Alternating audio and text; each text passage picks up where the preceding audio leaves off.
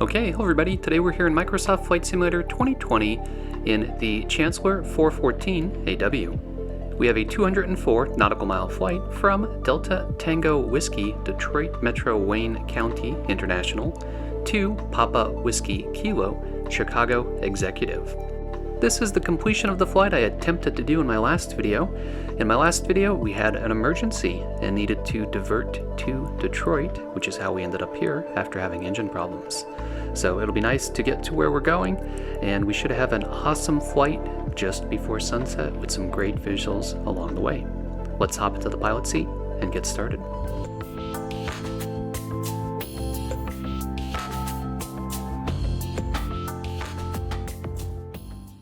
During my last flight, I attempted to fly from Burke Lakefront to Chicago Executive, but the manifold pressure and EGT started fluctuating at 15,000 feet, and after doing a bunch of troubleshooting, I couldn't resolve it, so I declared an emergency and diverted to Detroit, which is how we ended up here. The actual problems were caused by a sim glitch. The previous version of the 414 had a bug where you could not physically move the mixture levers, so you needed to enable auto mixture as a workaround. The new version fixed that, but auto mixture now misbehaves and starts oscillating wildly at higher flight levels. Once I put auto mixture back to manual, all was well.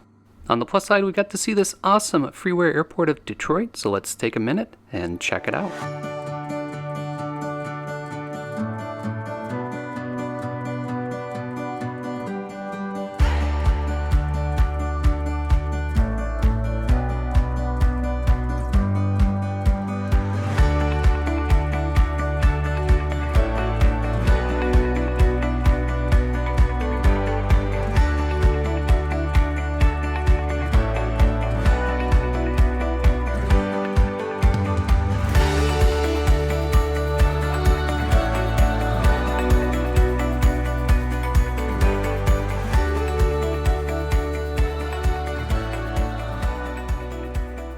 Once again, we are running with the Retro 1975 livery. This is a recreation of a real-life Cessna Chancellor. So we'll start by getting the storm window opened. We'll check that our circuit breakers are in on the pilot and co-pilot side. We'll head down to the fuel tanks and get them to left and right main fuel tanks. Those are both in the green. Next we'll go over here, flip up our bar, turn on the battery, alternator left, alternator right. We'll set our dial 2 volts and make sure that we have the minimum volts required to start both of the engines. Then we'll turn on the nav light. We've got 3 green down here. Go down to the cowl flaps. We'll push both of those in to get them open. Put both of our mixtures to full rich. We'll put both of our props to full forward. And we'll crack the throttle open about 1/8 of an inch. We'll check our fuel quantity left, right, and our fuel totalizer. That looks good. We've got adequate fuel for this trip. We'll call clear prop, turn on all 4 magnetos, prime the left engine, and press the left engine starter button. We're going to monitor the manifold pressure and RPMs. That's in the top right-hand side of the screen. Looks like we've got a good start, so we're going to wait for the RPMs to come up above 1,000. And once they do, I'll turn on the boost pump to low for the left engine.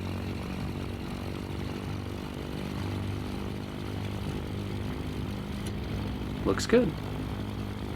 So now we will prime the right engine. Press the starter button.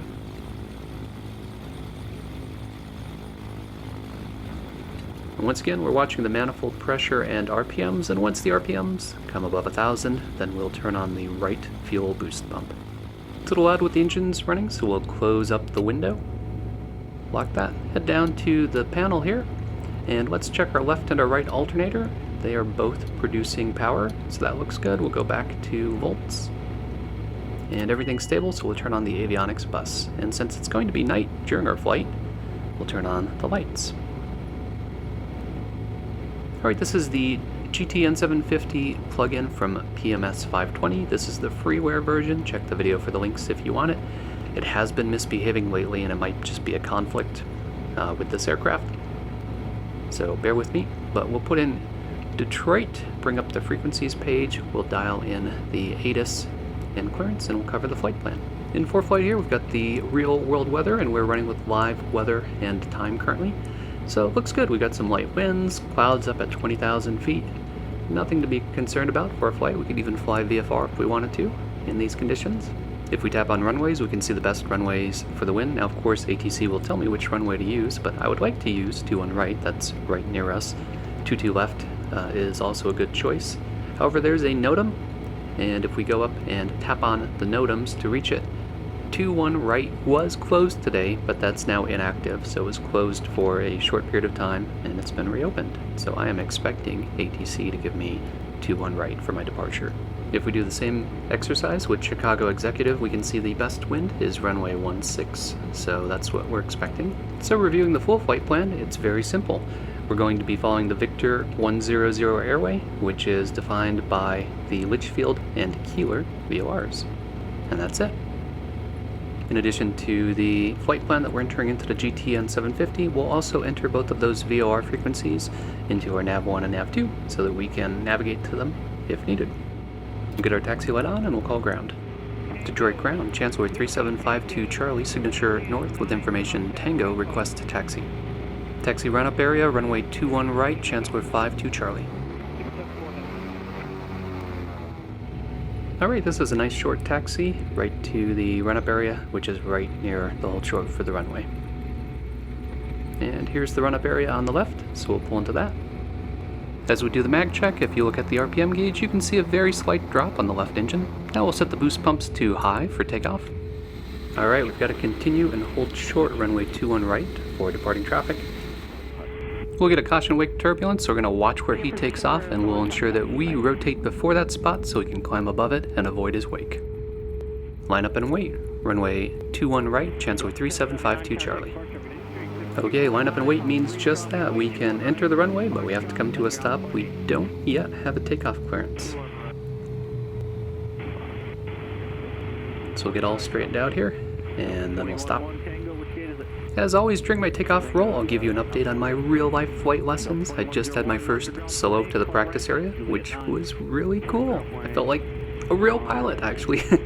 Took the plane and left and came back all on my own. Cleared for takeoff, runway 21 right, caution wake turbulence, Chancellor 3752 Charlie. Alright, game on. So in my last video I mentioned I had a new flight instructor. This is number 3. It's because they keep getting hired by airlines. So I did one flight to the practice area with my new instructor, went through a bunch of maneuvers, which actually was really good for me because it's probably been 2 months since I've been in the practice area. And then my next flight was just me. I just booked the plane. Here's a picture of me pre-flighting it. It was 8 a.m. It was cold. It was about 30 degrees out, I think. But it was perfectly calm and perfectly clear. Here's a couple of audio snippets from my headset. It's weird not having somebody sitting next to me here. I've got the co-pilot seat all the way back. Wyoming Valley traffic, 07 Quebec, departing runway 25, straight out departure, departing for sector 2 of the practice area, Wyoming Valley.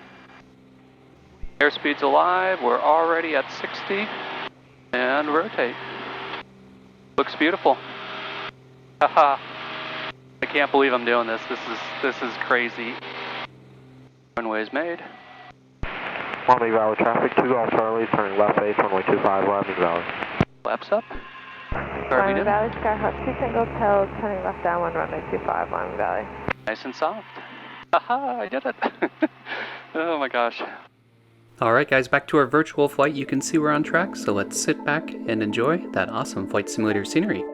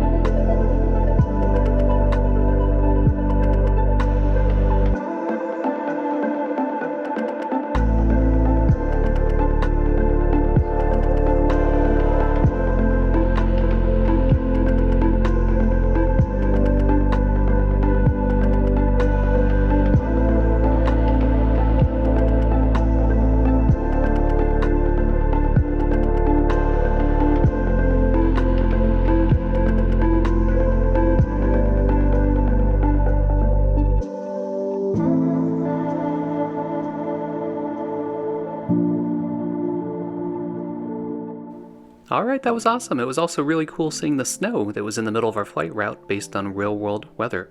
This was definitely a lemonade from lemons type of experience where we had a glitch last time but played it straight, did an emergency diversion, and then continued on from our last leg. So kind of a cool experience just to, roll with the punches and go with the flow. So I hope you enjoy content like this. If you do, be sure to click that like button, leave me a comment, and don't forget to subscribe.